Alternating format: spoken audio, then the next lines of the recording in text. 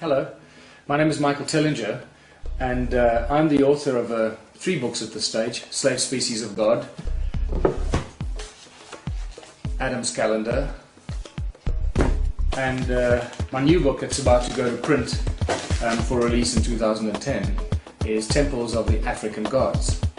The reason I'm sharing this with you is because it's clear that I've been obsessed and very interested in the origins of humankind, ancient human history and so forth. And in the process of researching all these books and researching human origins and so forth, I stumbled upon some very interesting information and reached some conclusions that are really quite disturbing. And I need to share this information with you because it seems, and the evidence is overwhelming, that the human race has been manipulated and controlled for thousands and thousands of years. Controlled so subtly that it is not visible and not known to us by a small group of elite individuals that have really master-minded a very subtle control technique and mechanism to keep us enslaved and keep us dumbed down and not realize the greater picture and the bigger scope of the universe and life within the greater universe. And the reason I mention this to you once again is because I need to introduce you to a concept that I now refer to as contributionism. Contributionism as opposed to capitalism, as opposed to communism, as opposed to fascism, as opposed to consumerism, a brand new socio-political system that I would like to introduce to you and share the fundamental principles of the system before much more time goes by. I think it's painfully clear that every socio-political system we've had over the past 6,000 years, since the rise of our current so-called civilization, since the emergence of the Sumerians, when the Sumerians first mysteriously appeared with all their knowledge and information, we have now come to this point in time where things are not going well for us on this planet. We're a confused species on a planet. We don't know our origins. We don't understand our place in the universe. And there is a very desperate sense of anxiety that is sends shockwaves throughout this planet. In essence, if you step away from the planet and you look at it, it's quite obvious that the planet itself as a living organism and the people on the planet are living in a state of shock. We are both, as a species and as a planet, going through a state of shock. And when you're in a state of shock, you can't make clear decisions. For those of you that have studied to listen to Bruce Lipton, you'll understand that when you're in a state of shock, it shuts down the blood flow to your brain. And that affects not only the human race, but the planet as well. And so we've reached a stage in our evolution now that things are just so bad.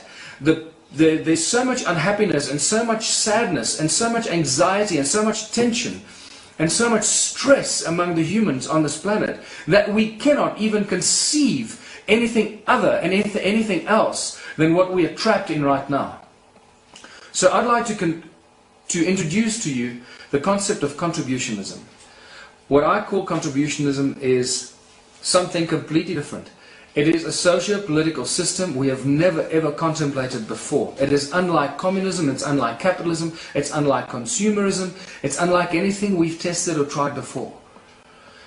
I call it a post-capitalistic, post-consumerism, post-apocalyptic proposal for a new world and a new world order. And I specifically use the word new world order because I understand that that is the word and the phrase that's being used by the control elite groups of this planet. And they're trying to introduce the so-called New World Order, which is a candy-coated solution for all our problems, but it'll probably cause a lot more woe and despair in the financial circles and in the state of the human race as we know it today. So contributionism is something completely different.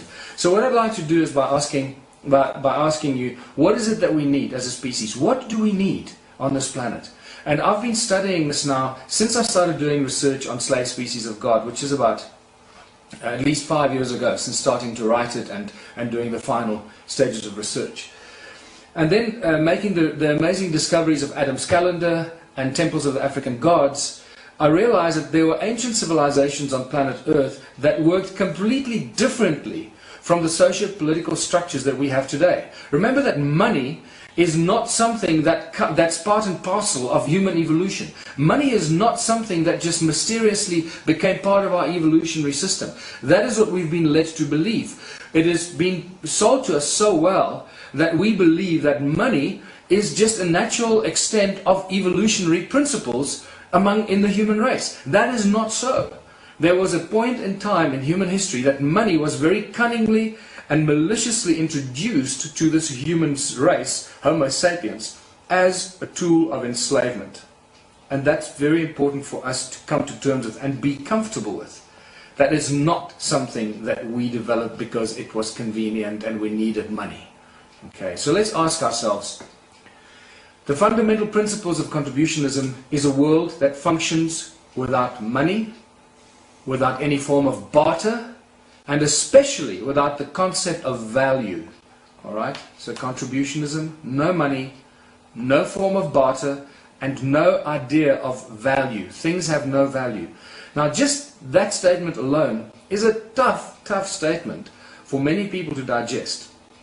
And I must admit that during my 4 years of research, a few years ago when I first started researching this in small groups of up to 20 people around dinner evenings, it got quite heated, and I was almost attacked on a few occasions by people asking me, how dare you suggest you want to take away everything I've worked for all my life? Well, that is exactly not what contributionism is all about. What contributionism is all about, and it gets really tough here, is that everyone has everything they need. Whatever it is you want, you have. I know it sounds like a utopian dream.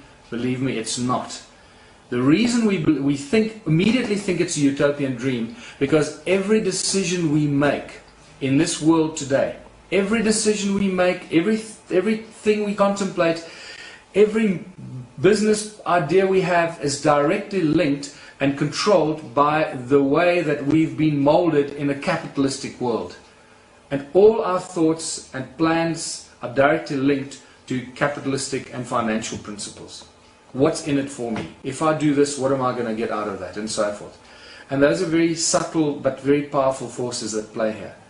So let's go back. What do we need? What do we as a species, as humans, as people living on this planet need?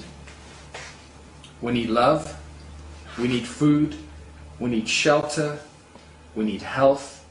We need education. We need security. We need music. We need water, we need energy, we need clothing, we need plants, we need tables and chairs, we need pots and pans, we need transport, we need birds, we need fruit, we need wonderful things, we need friendship, we need everything you can think of.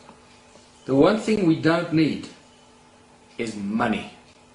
That is very, very important. We do not need money. Many people instinctively say, well, to have all this stuff you need money. That is wrong. It's not true. Do not believe it. Do not fall into that trap. We do not need money to have any of these things. This is very, very important. A fundamental principle of contributionism.